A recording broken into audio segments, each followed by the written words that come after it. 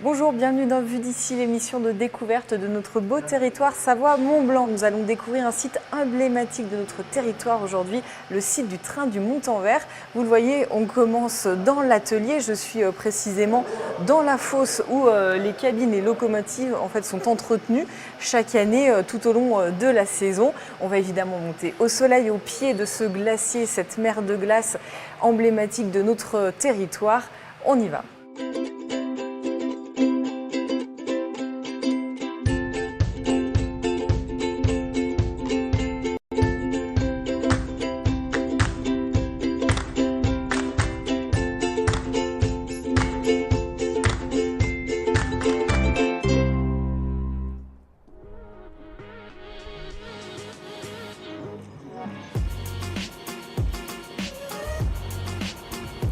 Hey.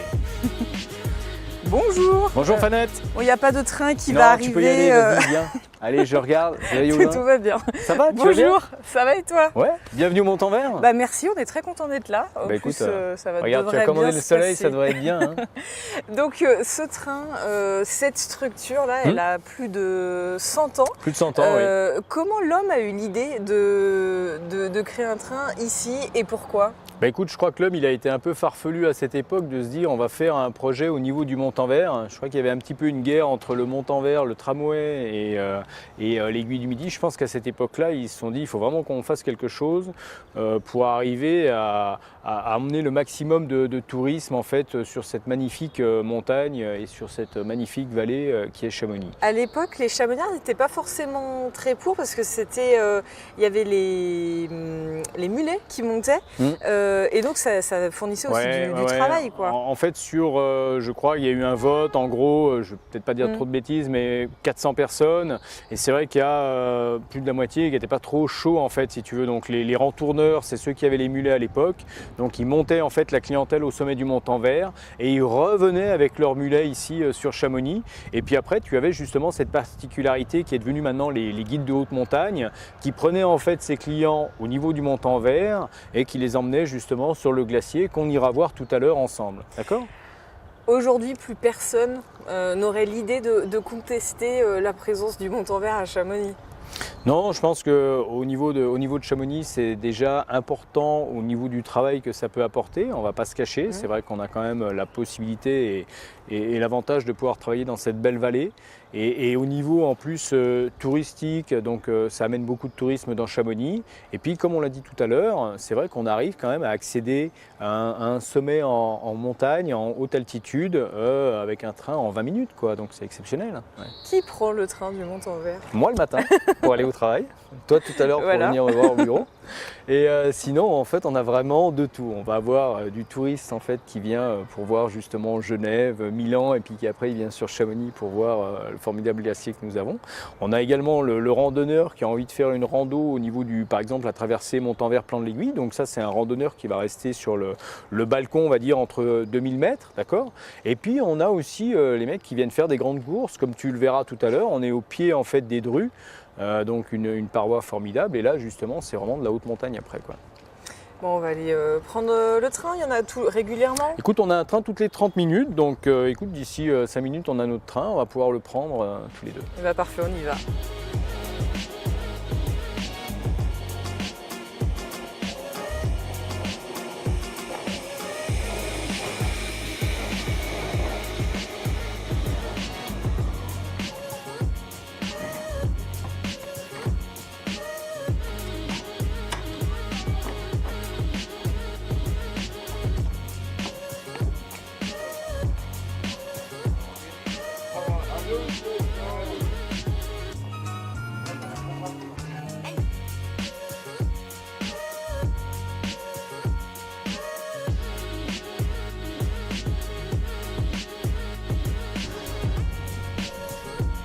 Ça y est, là, on est à bord.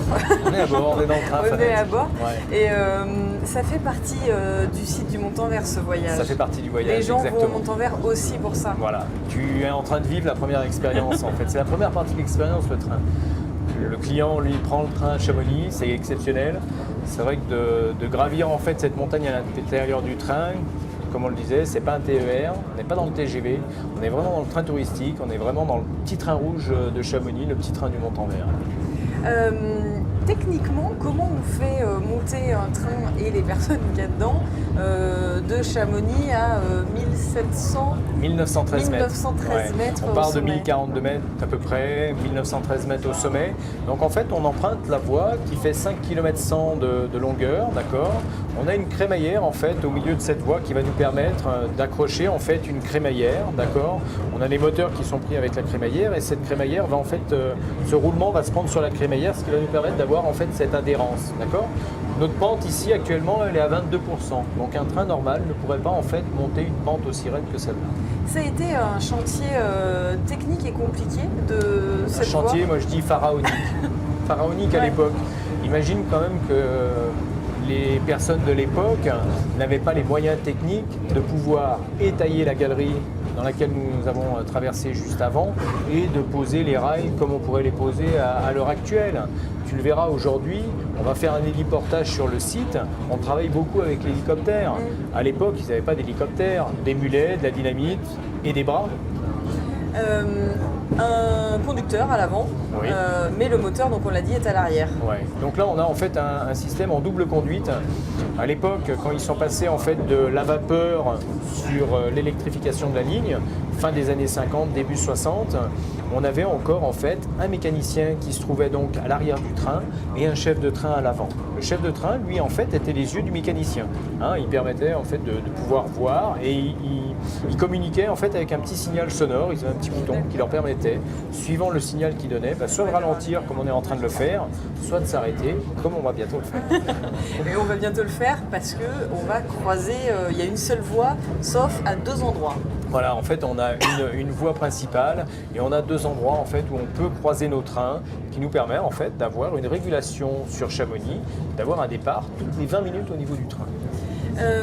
Ça coince jamais, ça déraille jamais, il n'y a jamais aucun problème Ça serait sur trop le facile train du si Montanvert. justement tout était fluide, mais ça nous arrive vraiment très très rarement. Si on arrive à poser un bogie à côté de la voie, c'est quelque chose qui va se faire généralement basiquement, puisque ça peut nous arriver, d'accord. Mais c'est pas comme un déraillement en fait sur la SNCF, parce que nous on va rouler plus doucement. Si le bogie pose à côté, il n'y a pas de crainte, le train s'arrête et point barre. On va remettre le train en ligne avec des criques, mais c'est pas quelque chose qui nous arrive non plus tous les ans.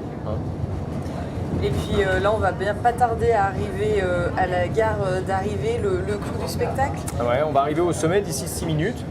Donc pour le petit truc, en fait, généralement, 6 minutes, on part de Chamonix, on arrive à Planard. 6 minutes après, on arrive au deuxième croisement qui est Caillet. Et dans 6 minutes à peu près, on va arriver, si tout va bien, au niveau du Montanvert. J'ai hâte de voir ça. Avec grand plaisir, je te ferai découvrir le site.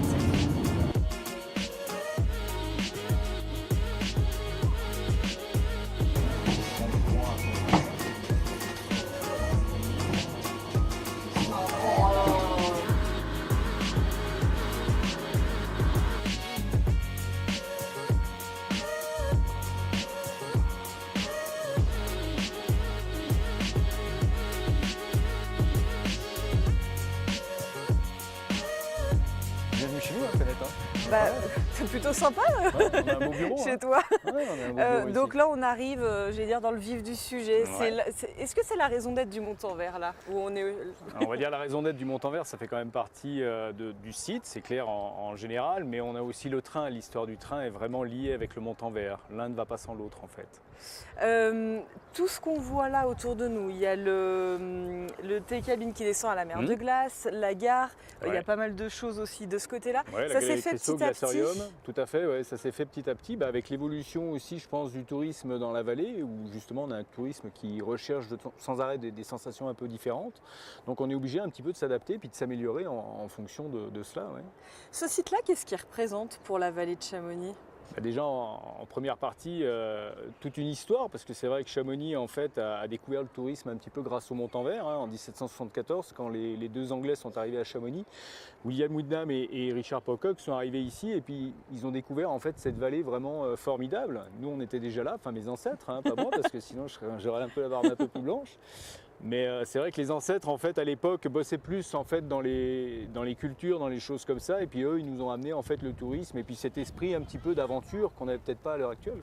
Aujourd'hui, c'est uniquement un site touristique ou c'est un site aussi qui est utilisé par des alpinistes et des gens qui veulent aller encore plus loin, mais par leurs propres moyens? Écoute, Fanette, tu as tout raconté. En fait, c'est vrai que c'est vraiment le tourisme, mais on a en fait, si tu veux, aussi cette culture avec les guides, avec justement ceux qui vont partir soit en rando de moyenne montagne ou soit justement en haute montagne. On est vraiment en fait un point de départ ici qui nous permet justement à tout à chacun de découvrir en fait cette montagne qui est quand même majestueuse, qui est merveilleuse. Et qu'est-ce qui est compliqué à gérer? Ici, c'est l'ouverture en fait du site en hiver qui va être plus compliquée que l'été.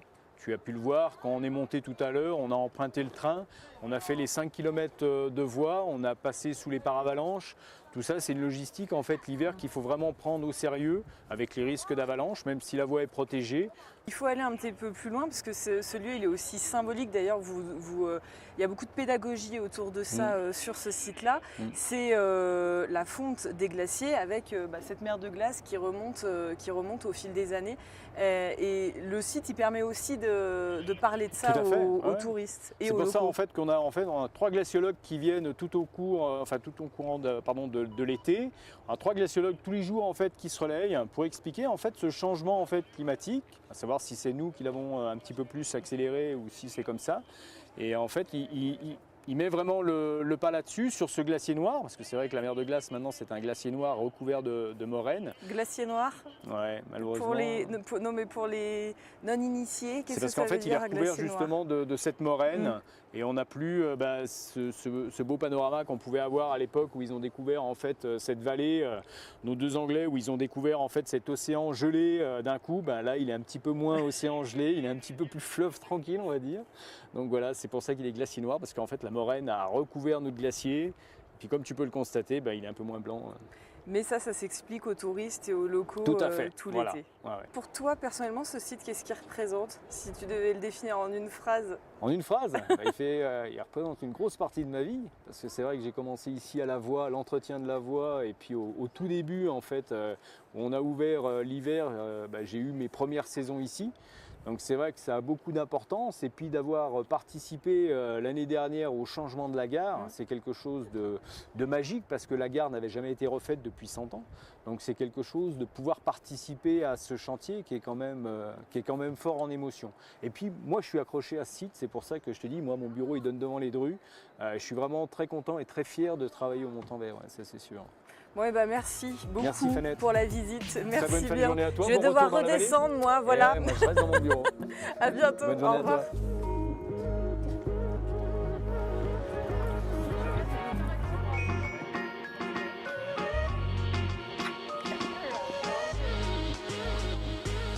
J'espère que ce petit voyage sur le site du Montanvert à Chamonix vous a plu. Merci à Olivia Boisson qui était derrière la caméra.